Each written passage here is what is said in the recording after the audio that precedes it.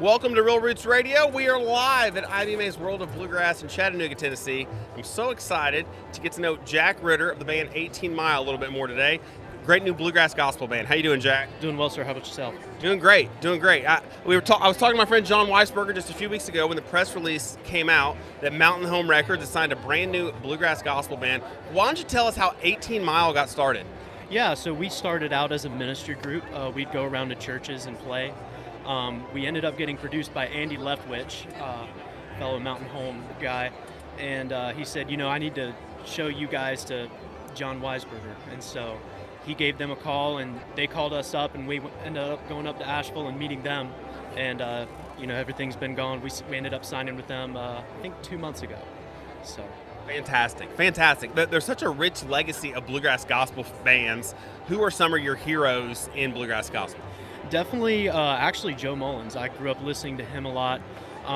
Actually, we opened up for him at the Ark Encounter one year, last year actually.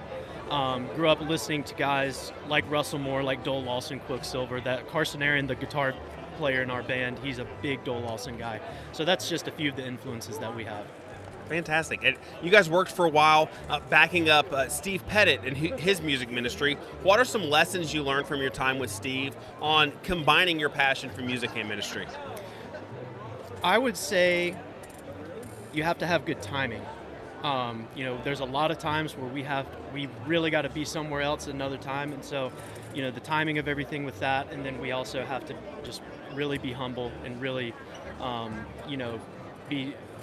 gather our strength from the Lord, and just that's about all I can say on that. Yeah. I know quite a few members of the band attended Bob Jones University, correct? That is correct, yes, sir. And that's where Steve Pettit, his ministry was kind of rooted at Bob Jones, right? Yes, sir. So he was the president of Bob Jones University, and then he stepped down. He said, "I'm going to go back into the ministry as an evangelist," and so that's where my sister was a part of his ministry at BJU. And so she said, "I have a brother who's not doing anything. He can come out and audition for you." And that's where I met Carson. That's where I met Dr. Pettit and things like that. Bluegrass is really growing on college campuses, not just those with prestigious bluegrass programs like ETSU or Morehead State or even Clemson, which I think one of your members went to Clemson too, right? Yes, our singer Emily.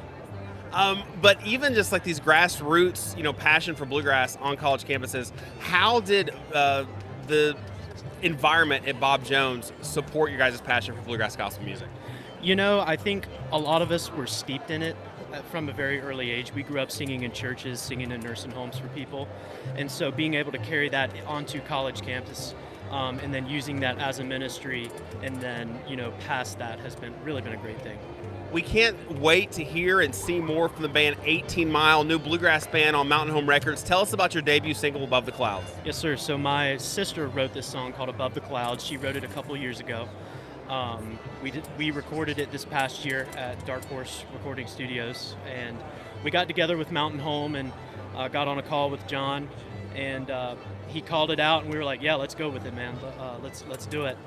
Thankfully, it went really well, and it actually within a week got to #1 on the Bluegrass Gospel chart.